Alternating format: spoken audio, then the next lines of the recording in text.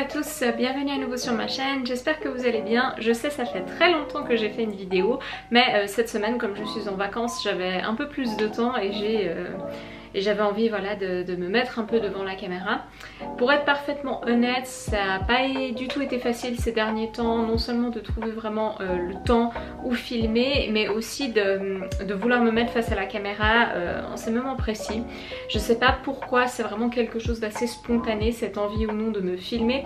Pourtant je suis quelqu'un qui est plutôt confortable je pense avec son corps, mais vraiment me filmer c'est encore quelque chose qui m'est un tout petit peu étranger quand même, et donc il faut que je sois dans un certain état d'esprit pour pouvoir le faire.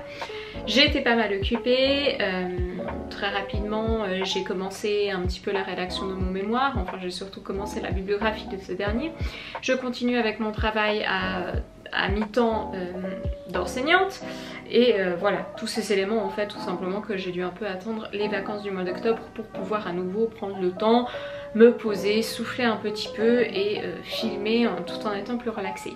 Cependant, ça ne veut pas dire que je n'ai pas lu, parce que si vous me suivez sur Instagram, qui est de loin la plateforme où je suis le plus active, je fais des posts d'ailleurs littéraires pratiquement tous les jours, c'est une plateforme que j'affectionne beaucoup, et bah vous savez que j'ai toujours continué à lire pour le plaisir, à prendre mon temps chaque jour d'avancer un petit peu dans mes lectures, et c'est vrai que ça a été plutôt un plaisir ces derniers mois et j'avais envie de vous parler un petit peu de ça.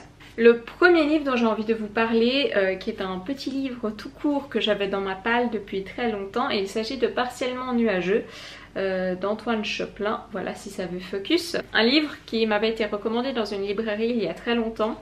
Et je sais pas pourquoi j'avais jamais... Je m'étais un peu fait convaincre par le libraire, même si c'était pas du tout ça que je voulais acheter, je m'en souviens. Je l'avais mis dans ma palle et puis je m'étais dit bon on va voir, parce que le contemporain et moi vous savez que ça fait un peu 2 voire 3, et puis finalement j'ai été assez bien surprise par cette lecture. Alors cela va raconter une histoire qui se passe au Chili, dans le Chili contemporain, entre Ernesto et Emma. Ernesto qui est un astronome et qui habite du coup dans les montagnes, qui vit tout seul avec son chat dans son observatoire et qui va devoir un jour aller à Santiago pour demander des fonds de recherche. Donc voilà, il fait son petit voyage à Santiago, il va dans un bureau du gouvernement faire tous les processus tous les processus administratifs, et il rencontre un peu par hasard, enfin devant le musée de la mémoire, Emma, et il va y avoir clairement une étincelle qui va se mettre entre les deux. Ils vont très rapidement devenir très bons amis. Or, nous sommes dans le Chili contemporain et comme vous le savez, le Chili sous Pinochet a vécu une dictature absolument terrible, d'où la présence d'un musée de la mémoire pour parler un petit peu de cette dictature où sont morts notamment de nombreux militants communistes ou qui s'opposaient tout simplement au gouvernement. Et si vous connaissez un peu l'histoire du Chili, la méthode d'exécution la plus commune c'était celle par hélicoptère, c'est-à-dire qu'ils prenaient les opposants au gouvernement, qu'ils leur mettaient des poids dessus et qu'ils les jetaient depuis un hélicoptère dans la mer. Donc on a ce fond historique et en gros autant la vie d'Ernesto que la vie d'Emma, leurs deux vies sont très liées à ce passé absolument traumatisant pour le pays.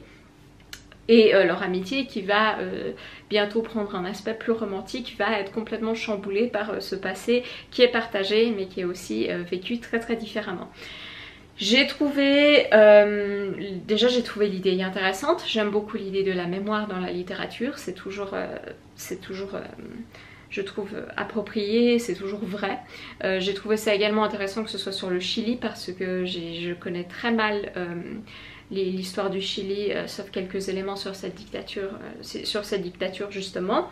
J'ai trouvé que leur amitié un peu ambiguë était très très touchante. J'ai également trouvé que la plume d'Antoine Choplin était très poétique, elle était très sensible, elle était recherchée par moments, elle était fine.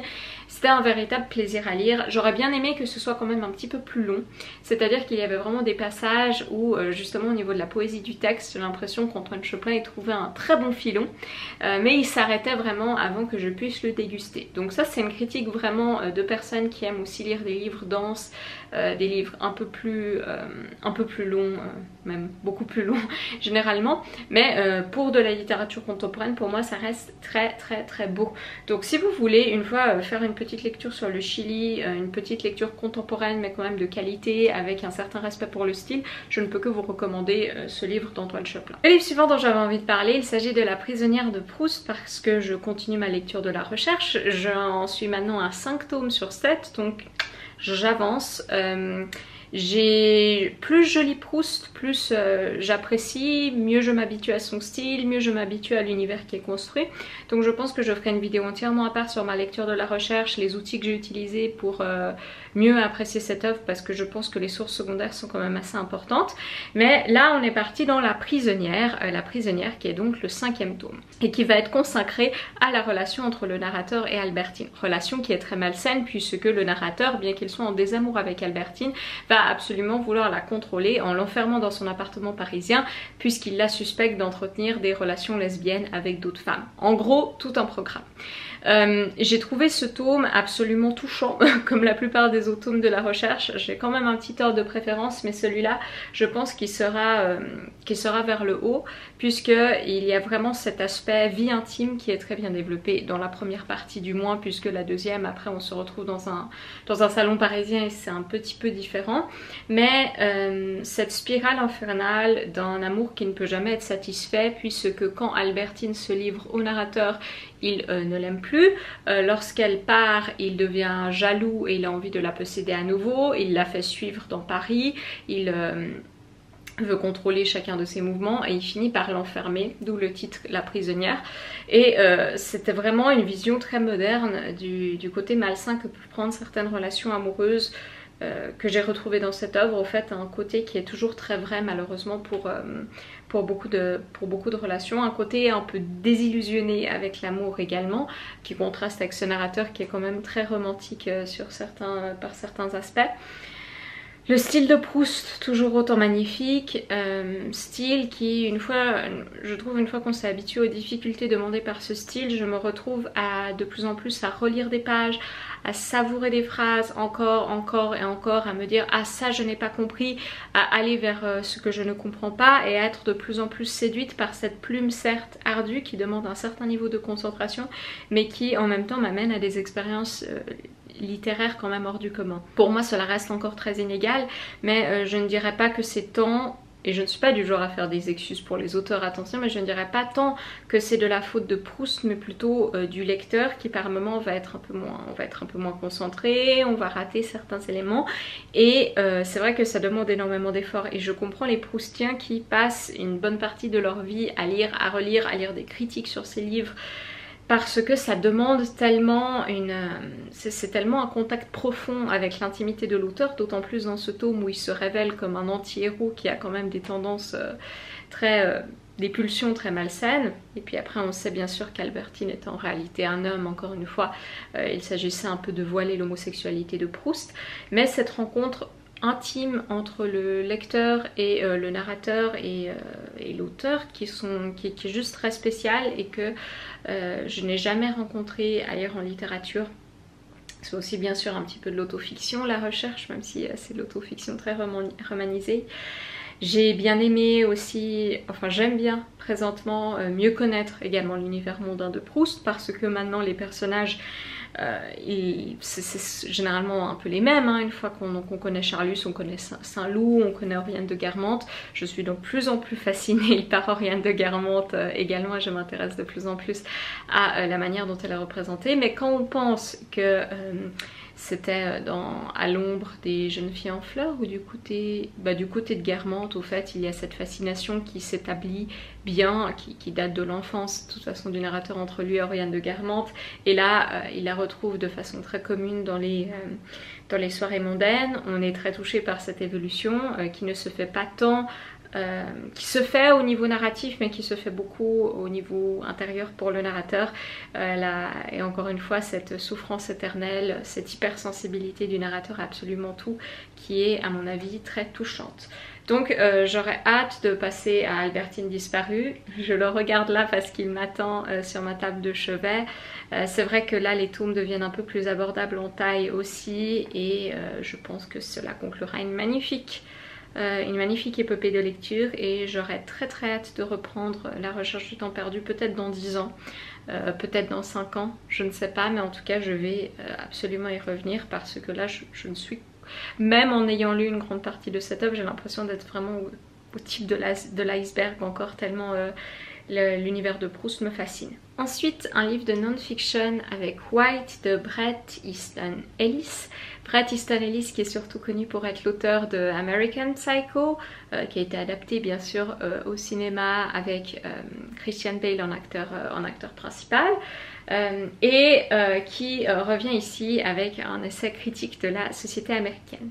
Cet essai, je l'ai choisi parce que je savais que je n'allais pas être d'accord avec une grande partie des choses dites par Bret Easton Ellis. Je l'avais vu tourner sur Instagram d'ailleurs auparavant. Il va nous parler de cancel culture, il va nous parler de cette Amérique post-Trump qui est en quelque sorte un empire en déclin et qui devient de plus en plus étriqué et complexe au niveau des combats culturels, ce qu'on appelle aux États-Unis les culture wars entre généralement les libéraux et les conservateurs. Et alors vraiment il va disséquer la société américaine au plus profond, pas toute la société je dirais, puisqu'il est surtout basé à Los Angeles et un petit peu à New York, donc il va nous parler quand même de sphères intellectuelles riches, très haut placées. Et il va nous donner son impression sur cette société américaine qui est extrêmement polarisée, qui n'a plus finalement grand chose en commun avec l'autre partie, ce qui est toujours un peu inquiétant pour un pays, les fractions sociales de ce pays. Tout en étant, même si je ne suis pas forcément d'accord avec beaucoup de choses dites dans ce roman, je trouve d'ailleurs que Bret Easton Ellis exagère beaucoup certains aspects de la cancel culture, de personnes qui sont quand même toujours encore très haut placées socialement et il est surtout pas content que les choses aillent un peu moins dans son sens. J'ai trouvé quand même que ça nous permet, que c'est vraiment un monument culturel à l'atmosphère actuelle des États-Unis qui est très compliqué et je ne pense pas que c'est les élections du mois de novembre qui approchent là qui vont forcément régler la question, mais on arrive très rapidement à cerner cet aspect de déclin qui fait peur à beaucoup de personnes aux États-Unis, cette idée que le pays ne va plus du tout bien comme il était avant. Il va parler d'ailleurs de son enfance dans les États-Unis des années 60 et 70 qui était bien sûr très différent. On reste quand même dans les classes supérieures de la société, c'est-à-dire que Bret Easton Ellis, je trouve, a ce paradoxe de traiter certains étudiants, d'accuser certains des étudiants de vivre dans une bulle, mais en même temps il ne fréquente que des restaurants de luxe et des villas dans les collines verdoyantes de Los Angeles, donc il est lui-même un petit peu dans une bulle, mais tout est articulé de manière extrêmement intelligente, ça se lit très bien, ça se lit de manière fluide, et je pense que si vous voulez un peu mieux comprendre le débat américain, oh, j'ai une pile de livres qui s'est effondrée. Je pense que si vous voulez un petit peu mieux comprendre le débat américain aujourd'hui, eh bien c'est une lecture tout à fait abordable qui a été d'ailleurs traduite en français récemment. Ensuite, j'ai une lecture qui date un petit peu, mais il s'agit de L'Embellie d'Audur Ava Olavsdottir, je m'excuse si je prononce mal ce livre, qui est la première autrice islandaise que je lis. Elle est connue pour Miss Island, qui est un peu son titre, je dirais, que j'ai vu le plus souvent tourner. Mais j'ai vu celui-là en librairie, et puis bon, déjà les éditions Zulma et leur couverture, je trouve quand même que c'est les plus belles, que c'est parmi les plus belles des éditions francophones. Mais c'était un roman qui... J'avais vu que c'était un roman qui parlait beaucoup de la maternité, et c'est un thème qui m'intéresse beaucoup, surtout de la maternité un peu atypique, comme il est vécu par... la narratrice de ce roman, et donc j'avais un petit peu envie de me tourner vers ceci. Et dans ce livre on va suivre une narratrice qui a de la peine à se lier avec les personnes autour d'elle. Elle vient d'être quittée par son mari après une longue période d'isolement social entre les deux. Elle travaille comme traductrice, elle parle plus de 10 langues différentes extrêmement bien, elle a un côté vraiment génie qui ressort, et un jour elle a une amie qui... se casse la jambe alors qu'elle est enceinte et qui est complètement submergée par cet événement, et donc qui va confier à la narratrice son fils Tumi, qui est un tout petit garçon de 4 ans qui est sourd. Et la narratrice va se dire bon, je suis un peu à une période compliquée de ma vie et en plus j'ai cet enfant avec moi, et elle décide de faire un road trip à travers l'Islande et de partir vers l'île Noire, dans des zones complètement isolées où vivent très peu de personnes et où il y a une nature plutôt extrême. Donc on va vraiment avoir ce côté voyage intérieur et voyage physique à travers une Islande et une nature qui est constamment menaçante et qui va constamment impacter la vie des personnages, et voyage intérieur de la narratrice qui va, à travers la présence de cet enfant,